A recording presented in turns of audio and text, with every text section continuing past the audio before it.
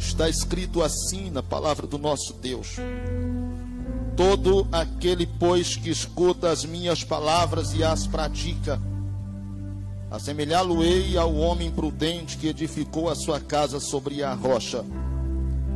E desceu a chuva, e correram rios, e assopraram ventos, combateram aquela casa, e não caiu, porque estava edificada sobre a rocha.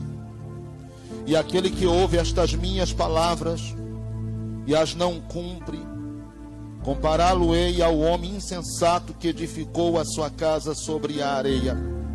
E desceu a chuva, e correram rios, e assopraram ventos, e combateram aquela casa, e caiu, e foi grande a sua queda, e foi grande a sua queda, e foi grande a sua queda. Que Deus nos abençoe por meio da sua palavra, e fale conosco em nome de Jesus. Coloque a sua Bíblia sobre o banco por um instante. Glória a Deus. Com a mão ao coração, Senhor, o nosso Deus, peço mais uma vez humildemente que seja útil a minha vida, a tua igreja esta noite, aos ouvidos daqueles que estão conosco, aqueles que estão através da internet nos ouvindo. Que o Senhor, meu Deus, seja através da minha vida, meu Deus, instrumento, Senhor Deus, da minha vida, instrumento para a vida deles.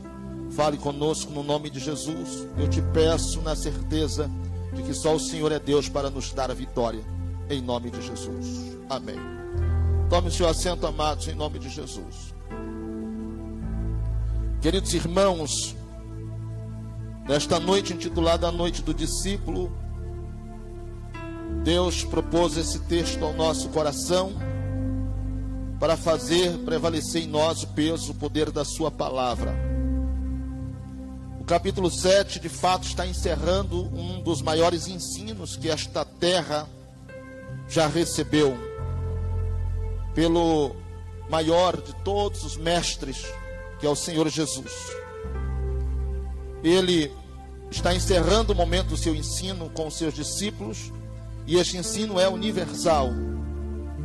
Este ensino, ele traz algumas propostas, principalmente o capítulo 7, que parece que todos os dias estamos de alguma forma inseridos nesse capítulo, e ele serve de alinhamento, de correção, porque parece que Jesus todos os dias está enxergando em nós estes erros. Por exemplo, nos primeiros versos ele diz: não julgueis, para que não sejam julgados. Parece que ele está nos corrigindo, porque todos os dias, por mais que eu não queira, por mais que eu não me esforce para isso, quando menos pensamos, estamos julgando alguém, uma atitude, um comportamento, que parece que isso está em nós. Parece que isso está em nós. Eu não sei se isso é a busca de uma referência, mas todos os dias estamos a questionar alguém. E o Senhor Jesus vem nos ensinando. Não é o pastor Nailton, é o Senhor Jesus dizendo: não julgue, porque senão será julgado. Ele ainda chega a dizer que é com a mesma medida que estamos julgando, nós também seremos julgados. Como que querendo dizer, nenhum de vocês são perfeitos. Sempre há alguma coisa em que consertar. Nós não somos perfeitos. E ele continua dizendo: antes de tirar o cisto do olho do teu irmão, tira a trave que está no teu. É como que alguém ensinando certa feita disse: quando alguém aponta um dedo, tem um que aponta também para baixo e 3 que aponta para você. Eu nunca tinha percebido. Perceba que quando alguém aponta um dedo, ele aponta um, mas há um que aponta para baixo, como dizendo, é negativo o que você está fazendo. E há 3 dedos que apontam para você quando você aponta o dedo para alguém. Ele continua nos ensinando. E num dado momento ele faz menção das nossas atitudes. Ele diz: busque, bata, peça. E ele vai nos ensinando, porque aquele que bate, onde se abrir, o que busca há de encontrar, e o que pede com certeza recebe. Que ensino extraordinário. E para não restar dúvida, ele disse: porque vocês, sendo homens maus, qual de vocês, o filho de vocês pedindo uma coisa boa, vocês darão a eles uma coisa má? Ele prossegue o ensino. E parece que em meio aos nossos julgamentos e essas atitudes do pedir, buscar, do bater, essa insistência em querer conquistar, em conseguir alguma coisa, na maioria das vezes nos perdemos em busca. Então ele chega para alinhar o caminho, diz: cuidado com o caminho, esse caminho largo, essa porta espaçosa. Cuidado, porque é apertado a porta, estreito é o caminho. E ele nos dá condição de entender que há dois caminhos, mas somente um caminho que nos conduz à vida eterna. Olha que ensino extraordinário. Às vezes isso não é ensino para todo dia.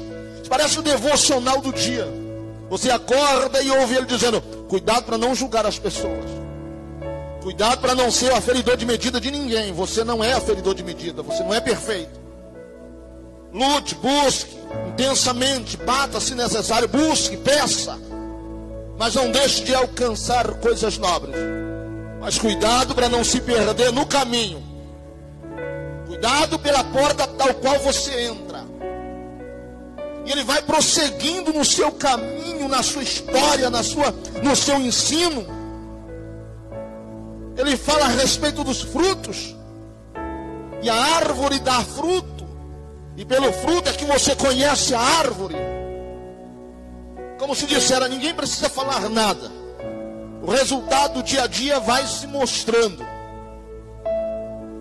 Não precisa se esforçar falando. Você só precisa deixar que os seus frutos sejam manifestos. Não precisa se ocupar, dizer, falar. Vejo muita coisa na internet. Muita gente tentando usar palavras para tentar expressar sua grandeza, seja o que for. Deixe que os frutos revelem que árvore você é. Deixe que os frutos revelem que tipo de árvore você é. E ele continua ensinando, instruindo. E no final da sua instrução, como se nada mais restasse, ele disse: o problema é que tudo isso que eu estou ensinando, haverão pessoas que não darão a mínima para o que eu estou ensinando. Tudo isso que eu estou ensinando, haverão pessoas que não se importarão com o que eu estou ensinando. Haverão pessoas que não darão a mínima para a minha palavra. Todavia eu digo, ele em suas palavras: aquele pois que escuta as minhas palavras e coloca em prática. Eu tenho uma comparação para fazer a ele. E a comparação que eu faço a ele é como um homem que constrói uma casa sobre a rocha. E depois de construída a casa, desce chuva, sopram os ventos, correm rios, combatem contra aquela casa. Mas ela resiste. E a palavra da moda é resiliente. É capaz de suportar as intempéries. É capaz de suportar o inevitável. É capaz de permanecer de pé depois de circunstâncias terríveis. Todavia ele disse: aqueles que não as cumprem, eu tenho uma comparação para eles também. São loucos, são insensatos. É como alguém que constrói a sua casa, que edifica a sua casa, mas sobre a areia.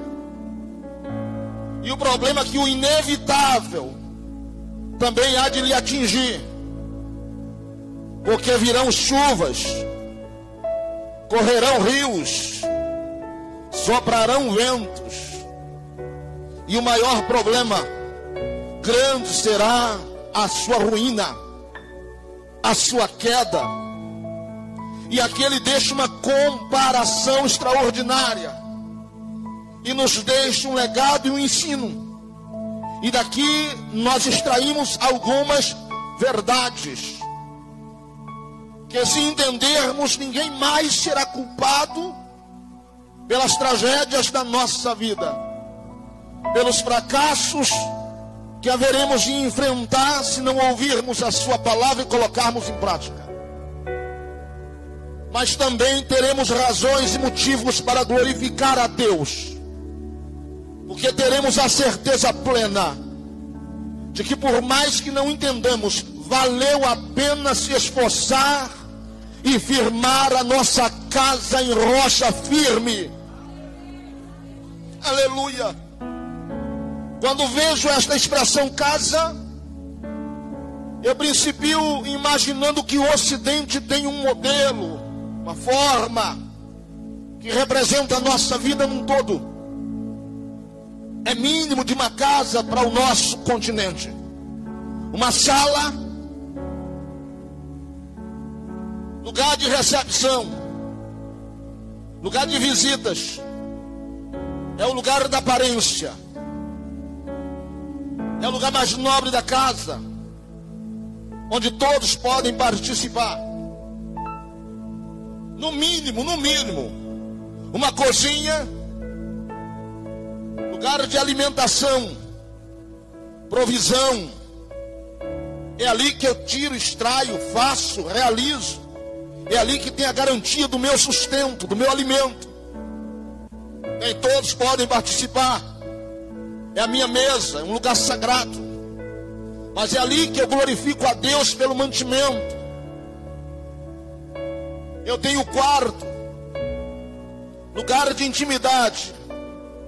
No mínimo um quarto. Lugar do secreto, lugar do segredo.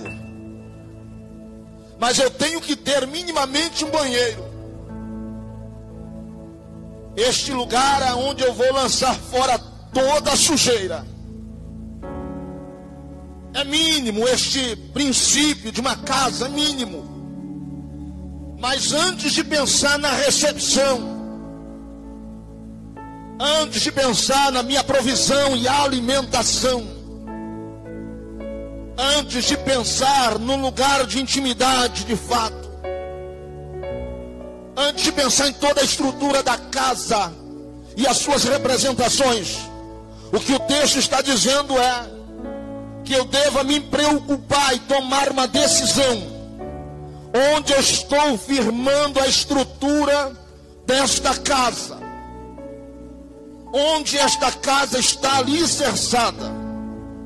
Porque não importa se ela tem uma sala, uma cozinha, um quarto, um banheiro, não importa o tamanho da casa, porque circunstâncias virão, e estes ambientes só permanecerão se eu estiver estruturado. Daí a razão porque muita gente perde a graça da recepção, perde a graça da provisão, perde a graça da intimidade, e a casa inteira passa a ruir, porque não se ocupou e não se preocupou e não tomou a decisão certa de alicerçar a sua casa sobre a rocha. Pastor, e o que é alicerçar a casa sobre a rocha? É ouvir a palavra e colocar em prática. É ter a palavra como a maior referência da sua vida. É ter a palavra como a maior estrutura e o nosso legado. Ora, eu tenho referências extraordinárias na minha vida. Já me frustrei olhando para o homem e esperando dele. Já me espelhei nele e hoje tenho vergonha da pessoa que ele se tornou, infelizmente. Eu já estruturei a minha vida em estruturas ministeriais. Eu já confiei em pessoas. São 30 anos de ministério, de vida com Deus. São 30 anos de história, de decepção também, de traições, de frustrações. Até que um dia eu entendi que o homem falha, a estrutura falha. As pessoas, por mais próximas e mais amigas que elas sejam, por esperarmos demais nelas, poderemos nos frustrar nelas, porque elas não são perfeitas. Mas sabe quem nunca vai me frustrar e nunca me decepcionar? É o Deus dos céus, que detém o poder da sua palavra. Neste eu posso confiar. Por quê, pastor? Porque passe os céus e passe a terra, a palavra de Deus permanece. Ela é para sempre. E quando eu não estou entendendo absolutamente nada, ela aparece para mim dizendo: porque a minha palavra é viva, é eficaz, mais penetrante do que espada alguma de 2 gumes. Ela é apta para separar juntas e medulas, discernir pensamentos e intenções do coração. Ela separa tudo, meus irmãos, para nos garantir vitória. Fique tranquilo, a sua, minha, nossa maior referência é a palavra de Deus. Bendito seja o nome do Senhor. Aleluia. Até quando eu estou perdido nas minhas decisões, ela aparece dizendo: sou lâmpada para os teus pés e luz para o teu caminho. Isto é a minha palavra. Te dou luz para dar o próximo passo, mas não deixe o teu caminho às escuras. Continua pisando, prosseguindo, caminhando. Continue sobre a palavra de Deus. Ela é a nossa maior referência. Fazendo isto, a gente não cai. Fazendo isto, a gente não fracassa. Fazendo isto, a gente rompe, está seguro, estruturado. Então Jesus está dando um ensino e comparando de forma magistral. Ele está dizendo: é comparado a alguém que constrói a casa e firma. Perceba que os dois constroem a casa. Não se fala do tamanho, a dimensão da casa, mas os dois constroem a casa. Traga para sua mente a memória, a ideia de que a casa tem o mesmo tamanho, os mesmos cômodos. A decisão foi tomada. Eles começaram a construir. Mas por que alguém construiu sobre a rocha? Eu me recordo que um tempo atrás, eu olhava para esse texto e eu tinha uma ideia de uma rocha. E o outro numa areia. Quantas vezes eu vi as professoras na escola bíblica mensurando até para as crianças, até que lendo a proposta bíblica mais original, eu descobri que não existe uma rocha aparente. Ela não aparece. A região é a mesma.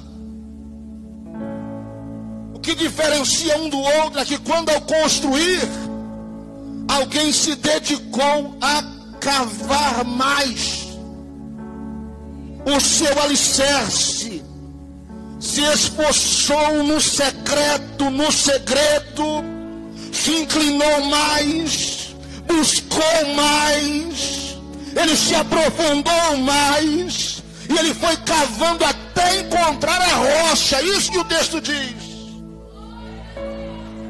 Olhe, por favor, o mesmo texto em Lucas, por favor, olhe comigo. Aleluia. Lucas, capítulo de número 6. Se não me falha a memória. Aleluia. Capítulo de número 6. O verso é o verso de número 48. É semelhante ao homem que edificou uma casa e cavou e abriu bem fundo e pôs os alicerces sobre a rocha. Eu tinha a impressão que havia uma rocha e alguém já simplesmente edificou na rocha. Não é isto que o texto diz. Alguém ouviu a palavra e se inclinou mais, e buscou mais, e no secreto onde ninguém via, ele se aprofundou até achar a rocha. Então, olhando a casa assim, parece que é a mesma casa com a mesma estrutura, mas daqui um pouco o inevitável vai acontecer.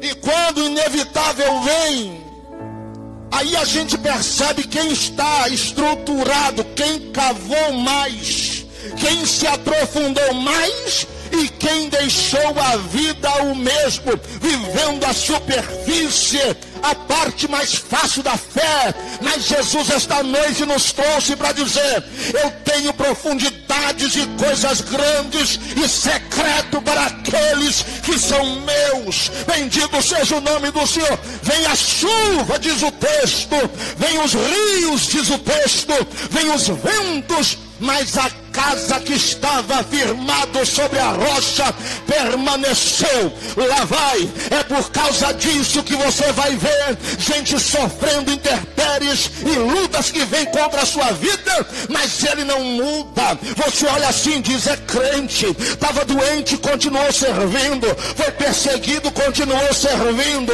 estava na prova, continuou servindo. E aquele outro não teve tanta prova assim não, mas logo desistiu, logo parou, logo desanimou. Qual é o segredo? O segredo é o secreto. Vou repetir: o segredo é o secreto. O segredo é o que está para baixo e não com o que está aparente. Aleluia. O inevitável vai provar quem é quem. Aí alguém olha e diz assim: o que ele tem de mais? O que ela tem de mais que eu não vejo? É que quem tem alicerce profundo, não é para o homem ver. O alicerce profundo é segredo entre quem cavou e a rocha. Aleluia. Ele dizendo: eu sei onde eu estou firmado. Bendito seja o nome do Senhor. Aleluia. Recentemente um pregador me disse: pastor, chorando, pastor Rafael, ele disse: pastor, estou quebrado, estou arrebentado. Ele disse: estão me perseguindo. Você já conhece a frase? Eu disse: que bom que estão te perseguindo. Ele disse: como assim bom, pastor? Porque quem persegue nunca está na frente, nem ao lado. Quem persegue sempre está atrás. Sabe o conselho que ele deu? Aperta o pé no acelerador e avança. Quem quiser continuar te perseguindo, que tente, porque Deus colocou graça em nós para prosseguir. Nós temos um alvo em Jesus Cristo. Continue caminhando. Aí ele diz assim para mim: pastor Oswaldino, puxar o meu tapete. Disse: maravilha do que fizeram contigo. Como assim, pastor? O senhor se alegra por terem puxado o meu tapete? Eu disse: é, porque quem quer tapete quer a câmera, quer a fotografia, quer a selfie, quer a rede social, quer a aparência. Mas nós não estamos firmados em tapete, nós estamos firmados na rocha, que é Jesus Cristo de Nazaré. Aleluia.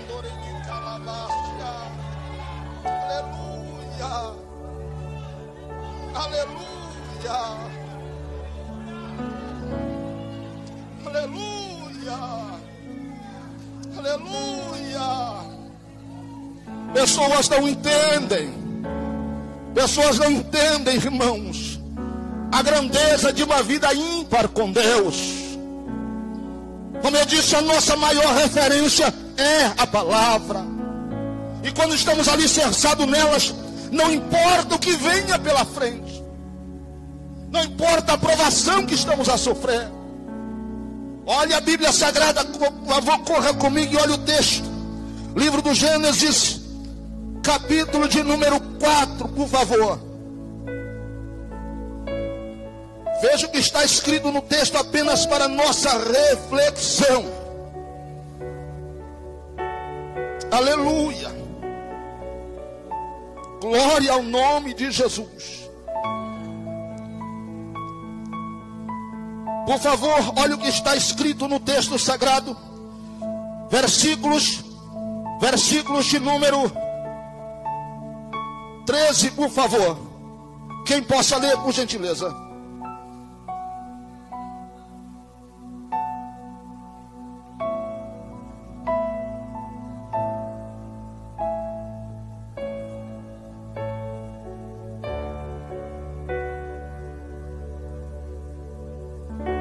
Agora observe um verso posterior, ou anterior, melhor dizendo, o verso de número 10.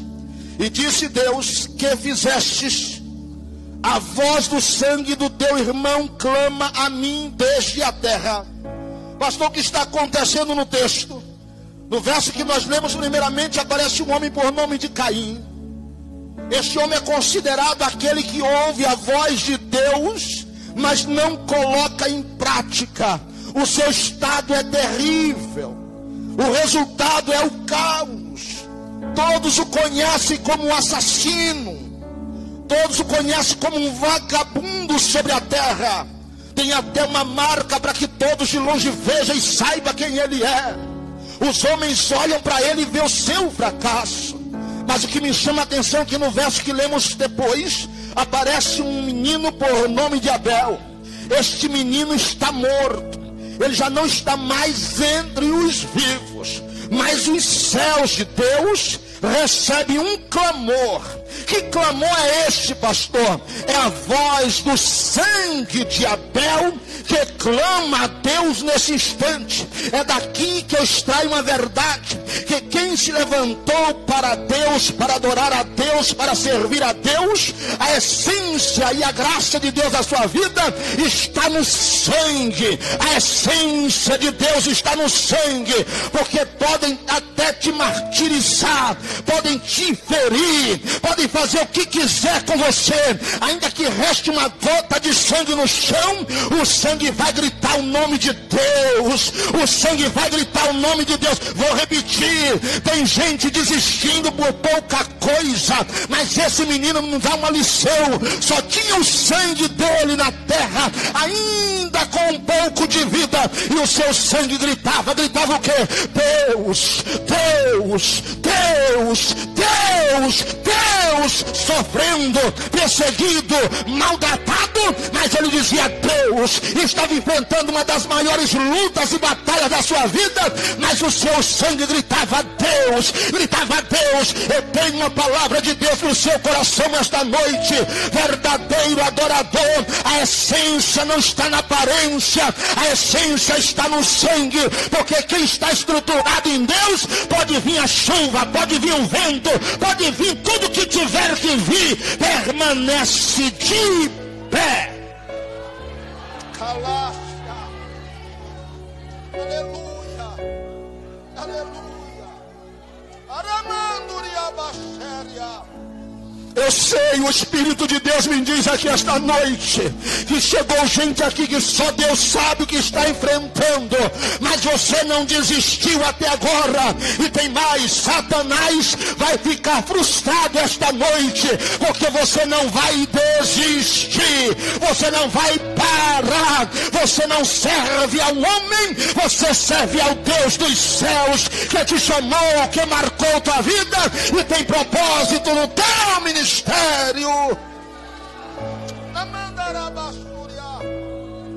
Aleluia. Aleluia. A Deus a honra. Aleluia. Sabe o que mais me chama a atenção? É que olhando para essa construção, a definição desta construção, quem olhava tinha aparência da construção, mas o que definia de fato a construção não era o que estava aparente, era o que estava em oculto. É o que estava em oculto. Quando vêm as chuvas, e eu perguntei: o que são as chuvas? As chuvas são provas do alto. que vem para colocar em teste a tua construção. A chuva, ela vem do alto. Ela vem de cima. E se vem de cima, só um ser poderoso pode mandar ela. Como que dizendo, vou provar a tua casa. Vou provar a tua estrutura. E quando ele faz isto, ele faz porque ele é Deus. Ele é Senhor. Não adianta gritar, espernear. Quando ele manda a chuva, suporta. Fica firme. Ah, pastor, mas eu estou em uma caverna. Fique tranquilo, se ele te levou, ele te tira de lá. Pastor, mas eu entrei num profundo vale. Foi ele que te levou? Ele vai te tirar de lá. E quando sair de lá, vai sair com uma experiência extraordinária, com história e testemunho para contar. Pastor, você lançado na fornalha, nem precisa te contar a história. O quarto homem já está lá te esperando e dizendo, esta aprovação não é coisa de homem, é coisa do próprio Deus.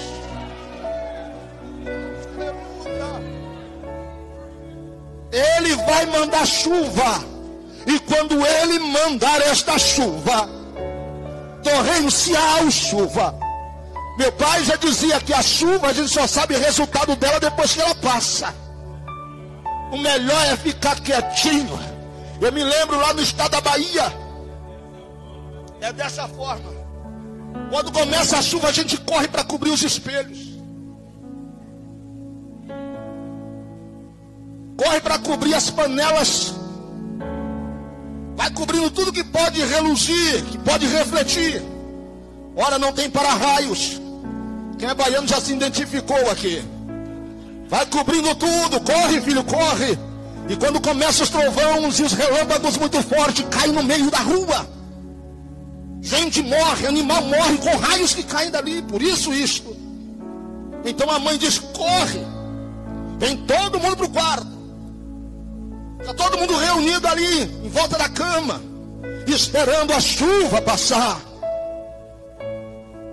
Parece que vejo Deus falando com alguém aqui esta noite. Não é hora de ficar se olhando no espelho. Cuidado com os reflexos.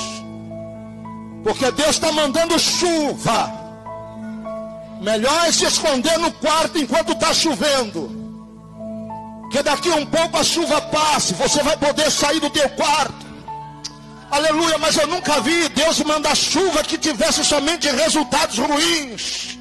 A chuva vem em primeiro instante para provar a tua casa, mas também vai trazer vida em torno da tua casa. Fique tranquilo, porque depois que a chuva passar, terá testemunho para ser contado em nome de Jesus. Deixa chover. Diga para Deus, manda chuva, Senhor. Permita que Deus faça chover na sua casa, porque a sua casa está estruturada na rocha. Aleluia. O problema é que nem sempre a chuva, que além da chuva vem os ventos. E os ventos é nesta dimensão, embora invisível, mas sopra de todos os lados, nos cercam, estamos expostos a ele. Ele empurra a gente para lá, ele empurra a gente para cá. Isso está muito conectado a pessoas, se aproximam. Eu digo, repito, prego, ensino e continuarei fazendo. Nós somos resultados de pelo menos 5 pessoas que nós convivemos. Se eles são negativos, você será uma pessoa negativa. Se eles vivem fracasso, você viverá o fracasso. Se são questionadoras, se prepare, você é mais um.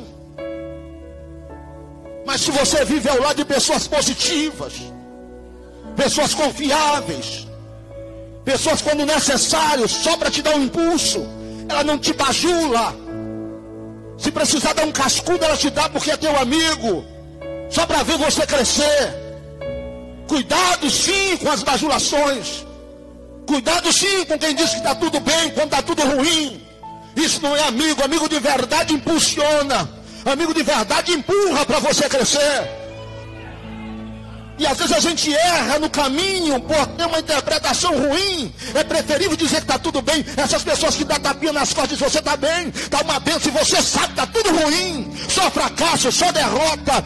Então se aproxime de pessoas que possam construir alguma coisa boa em sua vida. Só se aproxime de pessoas ruins se for para ajudá-las. Mas se tiver competência para ajudá-las, se não tiver, deixa Deus levantar alguém para fazer. Não ousa fazer o que Deus não te mandou. Aí depois que o vento sopra, vem traição, decepção, frustração. Aí questiona, são ventos que sopram sobre a nossa casa. O problema é quando não é chuva e quando não é vento. O problema é quando são enchentes, águas que vêm de rios, sorrateiramente, vem por debaixo. Você não percebe. Quando você menos espera, seus pés estão molhados. E você diz, de onde vem esta água? Se já está na superfície, ela já inundou toda a estrutura da parte de baixo. E você não percebe. A sua estrutura está praticamente submersa. Isto é coisa do outro lado. É seta lá de baixo. É armação do próprio diabo. É tentativa para te destruir. São levantes. No outro dia eu disse aqui que um homem que não era cristão, Jesus atravessa o mar da Galileia e vai até o outro lado para um homem que era chamado de um gadareno, possesso, endemoniado. Ao chegar lá, ele vem até o encontro de Jesus e ele clama, diz o texto, a Jesus. Ele diz, o que viestes a fazer aqui antes do tempo? E ele, conversando, Jesus questionando, dizendo, qual é o teu nome? Ele diz, o meu nome é Legião, porque nós somos muitos. A saber, 5.800 soldados romanos de uma legião, quase 6.000 soldados. O que ele estava dizendo é, dentro deste homem existe 5.800 demônios trabalhando dentro dele. Ele era preso e ele arrebentava com a prisão. Colocava algemas, ele arrebentava.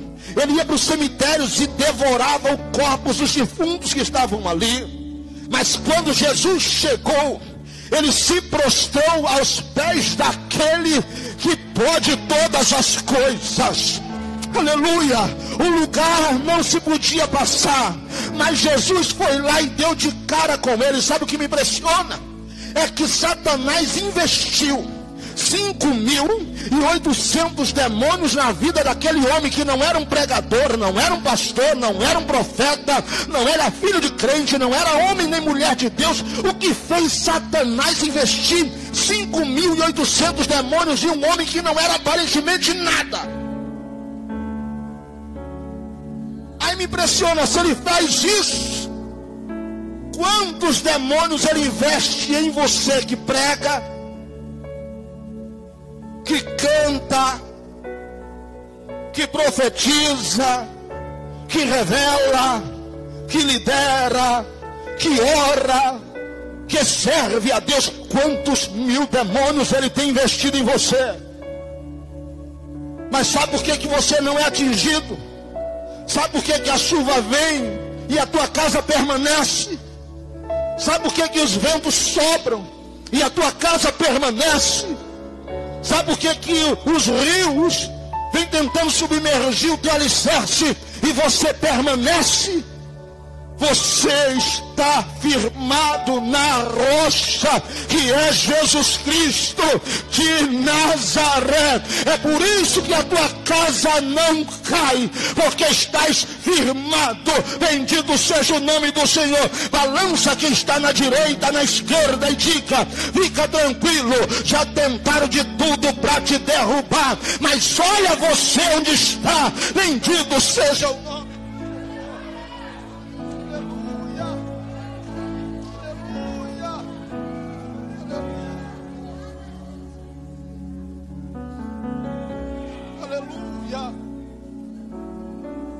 maior referência para a nossa alma ainda é a palavra. A Bíblia Sagrada registra no livro do Gênesis a história de um homem chamado Jacó. Antes dele nascer, Deus falou para a mãe dele: há 2 nações no teu ventre, e o maior servirá o menor. Esta é a palavra de Deus e não falha. Quando ele nasce agarrado ao calcanhar do irmão, são gêmeos. Nasce primeiro Esaú, recebe o seu nome Esaú porque é vermelho. Mas logo atrás vem um menino agarrado no calcanhar do irmão, tentando puxar, querendo ser o primeiro. Imagina a cena. E o pai, olhando aquela cena, olhou para o menino agarrado no calcanhar e disse: o nome deste aqui é Jacó, Yaakov, aquele que quer ser o primeiro. O tempo passa, mas o pai lhe dá um nome dizendo: aquele que quer ser o primeiro. Ele cresce desejando ser o primeiro. E aqui me chama a atenção, porque às vezes nós temos referências e nós lutamos para ser o que a nossa referência determina.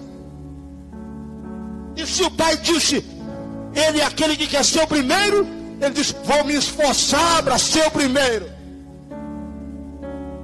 Ele engana, ele maltrata o irmão, atropela o irmão, tudo em função de uma referência humana.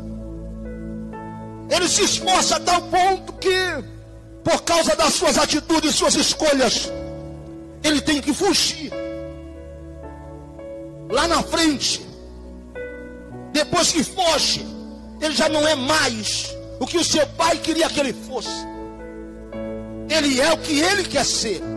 Como se dissesse: ninguém tem nada a ver com a minha vida. Eu vou ser o que eu quero ser. E ele vai continuar enganando, errando e sendo enganado, até o ponto em que ele tem um encontro com Deus. E o anjo que Deus envia para ter um contato com ele pergunta para ele: ora, irmãos, os céus não sabem quem nós somos? Deus não sabe quem é você? Deus não sabe quem eu sou? Mas as nossas atitudes são tão estranhas que até os céus vivem a questionar quem somos.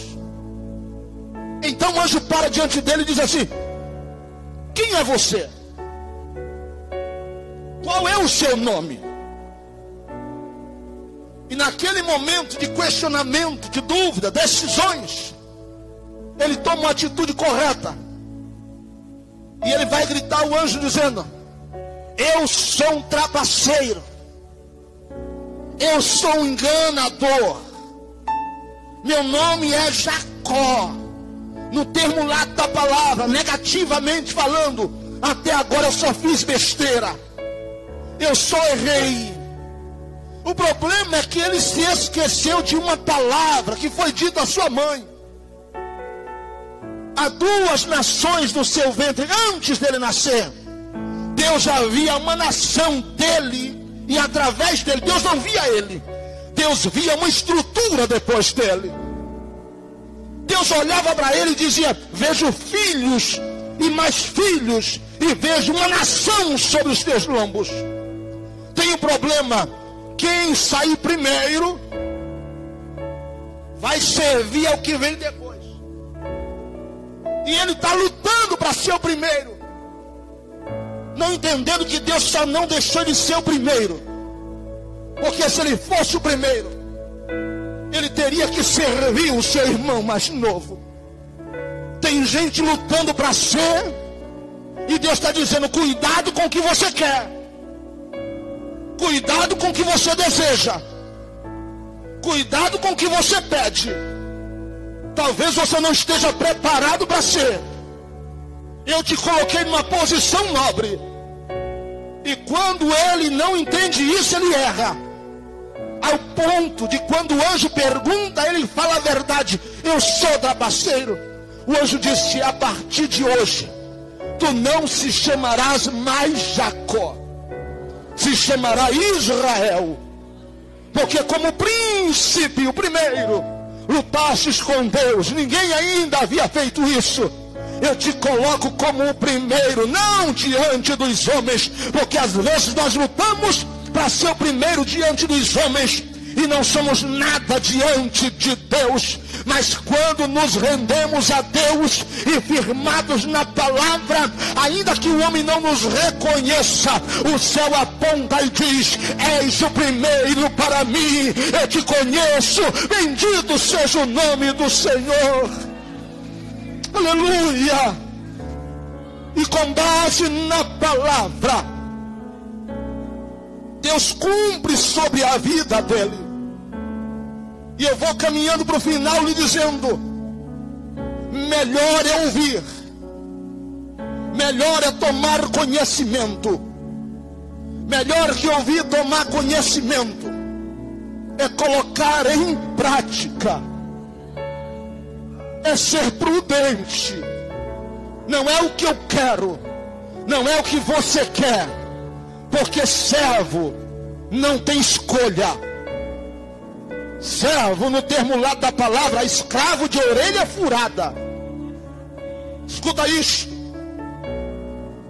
Quando eu decidi a vida por Jesus, Ele me deu liberdade. Diga comigo: liberdade.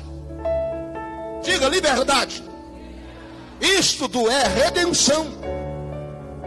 Quando a gente entende um pouquinho só, isso muda tudo. A palavra redenção é agorazo.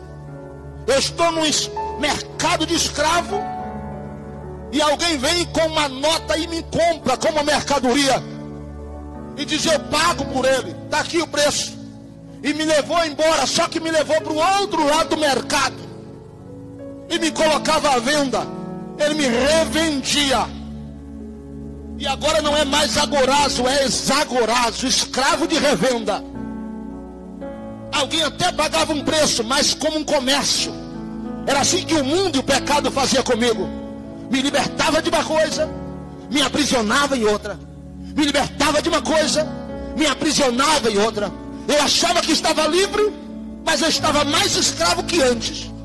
Aí um dia Jesus chegou e disse: eu não tenho nem agorazo, nem exagorazo. O que é que você tem? Eu tenho lucro para ele. Lucro. Eu tenho um preço, pagou. E quando recebeu o preço da minha alma, ele pegou aquela carta e rasgou na minha frente e disse: esta é a carta de alforria. Agora você já não é mais escravo de nada. Você é livre. Eu comprei e te livrei do pecado. Agora você é livre. Escute isto. Ele me libertou para eu ser o que eu quisesse ser. As pessoas não entendem isso. Mas naquela hora que ele me libertou, eu olhei para trás, olhei para qualquer lugar e disse: para onde eu vou? Para onde eu irei? Para quem eu irei? Se só tu tens palavra de vida eterna. E eu coloquei a minha orelha e disse: fura. E ele furou com chuvela a minha orelha. Espiritualmente falando, ele furou a minha orelha. E agora eu disse para ele: eu não quero ir para lugar nenhum. Eu não quero ir para ninguém. Eu quero ser teu servo. Eu quero te servir por voluntariedade. Então, pela palavra, depois que eu faço isto, eu não tenho mais escolha. Não é mais o que eu quero, não é mais o que eu acho, não é mais o que eu decido.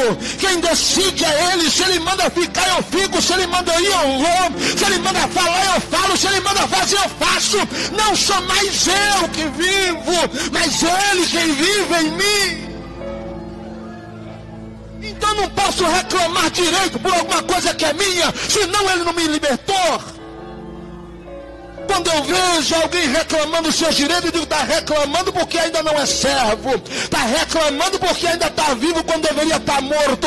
A cruz de Cristo ainda não está em você, mas quando nos rendemos, tudo muda. Servir a Deus nunca foi, não é e jamais será fácil. É cruz nas costas, é açoite da vida, maus tratos do mundo, o cheiro mau deste corpo fétido, morto, mundano, pecaminoso que eu tenho que levar. Paulo já dizia, miserável homem que eu sou. E numa linguagem romana, quem poderá me livrar do corpo desta morte? Sabe o que é isso? Alguém, quando era pego num ato de homicídio, ele matava alguém e era pego no flagrante, a condenação romana era imediata. Pega o corpo do homem que ele matou, amarra nas costas dele, pés e mãos, e solta ele no deserto. Lá vai ele andando com aquele corpo morto arrastando em suas costas. Ninguém poderia tocá-lo, ninguém poderia desamarrar aquele corpo que estava em suas costas por causa de um selo romano. Então Paulo usa a figura e diz, quem poderá me livrar do corpo dessa morte? Tem um problema, não é o corpo de alguém que eu matei, é o corpo morto do Nailton velho que eu tenho que carregar até o dia da vinda do Senhor Jesus. De vez em quando este corpo cheira mal, de vez em quando esse corpo quer reagir, mas eu olho para ele e digo, já estás morto, já estás morto. Jesus Cristo me deu nova vida.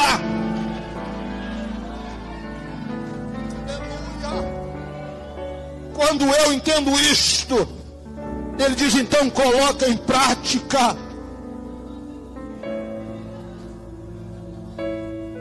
Evangelho é isso. Você não tem uma casinha edificada em qualquer lugar. Sua casa pode ser pequena, mas está profundamente alicerçada na rocha. Se coloque de pé comigo em nome do Senhor.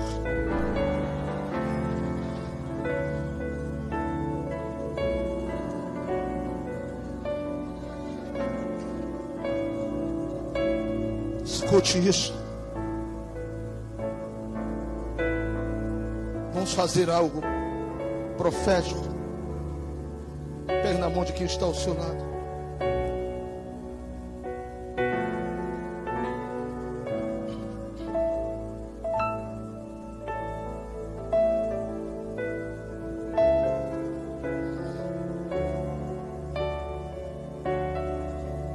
Olha isso. Romanos capítulo 5, versículo 3 diz,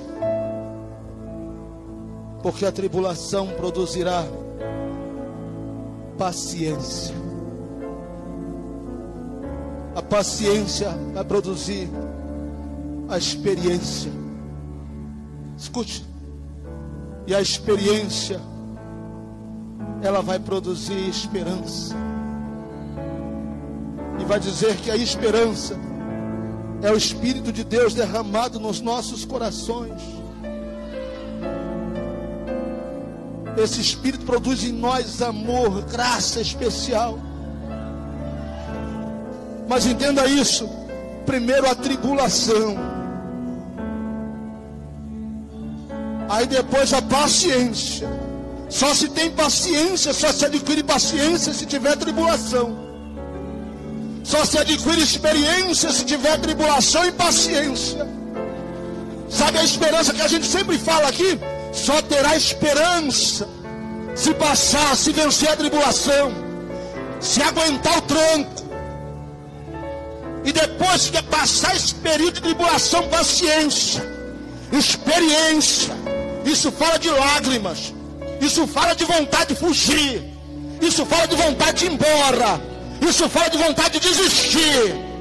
São perguntas questionadoras constantes. Por que eu estou aqui ainda? O que eu estou fazendo aqui? Por que eu tenho que fazer isto? É Deus permitindo você ser provado. É chuva, é vento, é rio, vem de todos os lados. E você não é exclusivo.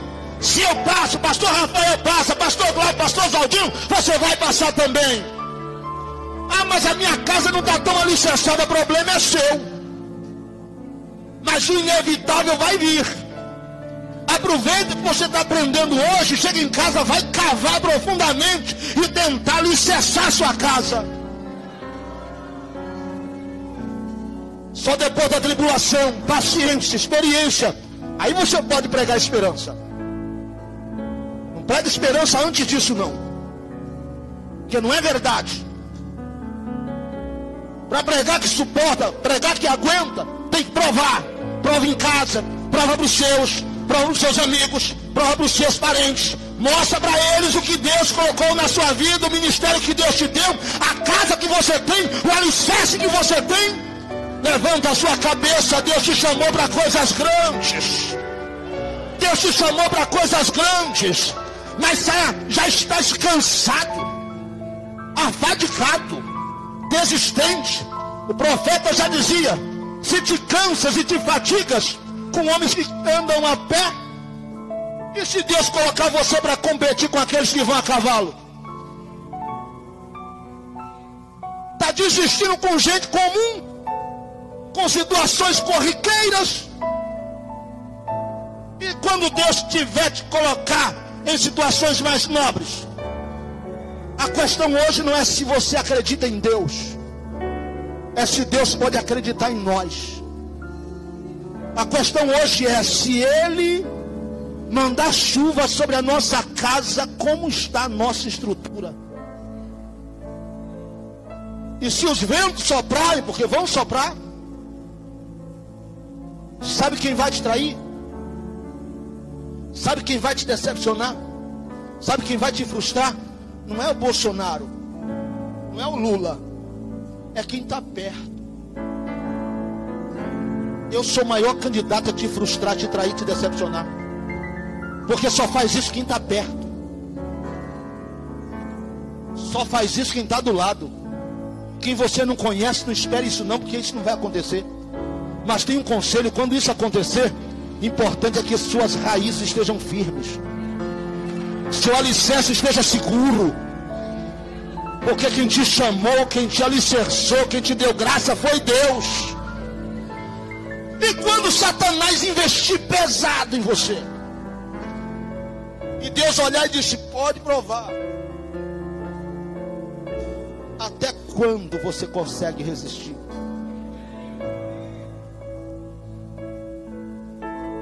Segure na mão desse irmão firmemente e diga para ele: o inevitável vai vir.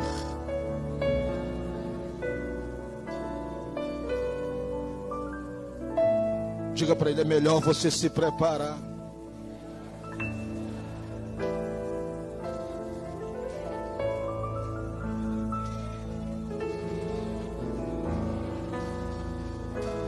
Perdas que vai doer na alma. Está preparado?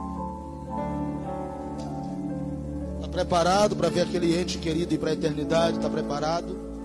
É inevitável. Está preparado para perder aquele emprego? Para perder aquela amizade? Está preparado? É inevitável.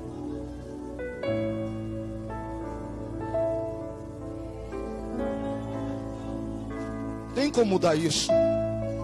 Então prepara a sua casa hoje. Prepara o seu alicerce agora. Pastor, como eu faço? Sai da superfície.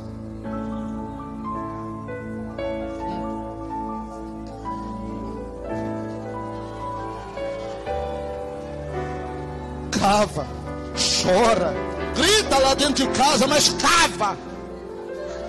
Vai até chegar na rocha.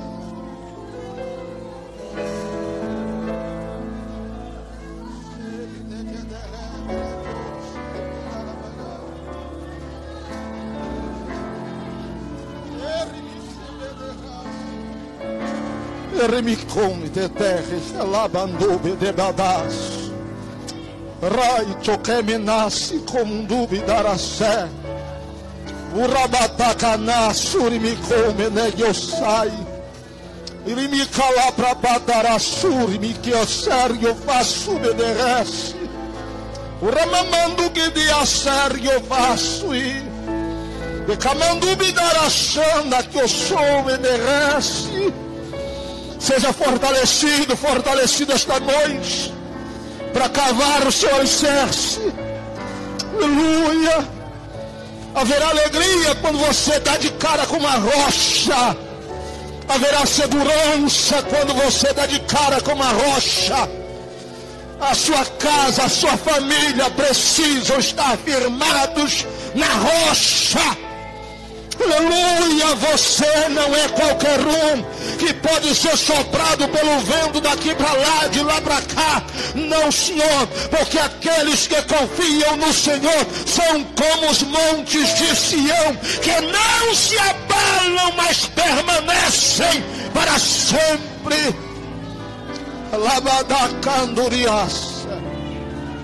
Olha Deus renovando aí.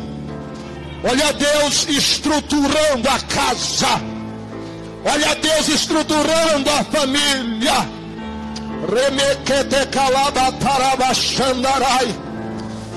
Sua casa será lugar de recepção. Terá festa na sua casa. Aleluia. Ela não vai desabar com este vento. Ela não vai desabar com esta prova. Haverá festa. A sala da sua casa foi preparada para receber pessoas nobres.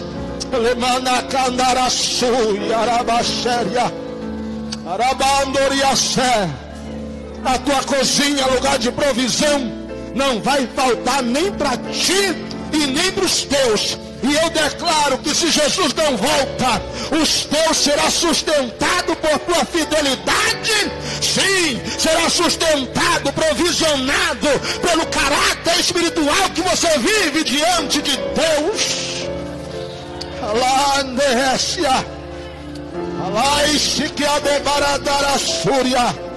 A primeira geração depois de ti, a segunda geração depois de ti, e até a quarta geração depois de ti receberão os frutos da tua vida, da tua fé e do teu ministério. Aleluia, bendito seja o nome do Senhor. Eu declaro que haverá provisão sobre a tua casa.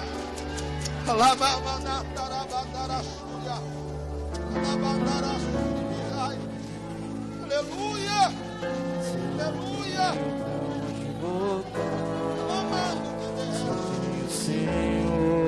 Sopra, Espírito Santo, sopra. Sopra, sopra, sopra, sopra. Sopra, sopra. Sopra, sopra. Aleluia. Aleluia. Aleluia. Aproveita e cava, aproveita e cava. Aproveita e cava, aproveita e cava. Isso, busca a rocha. Busca a rocha. Busca a rocha da tua habitação. Busca a rocha.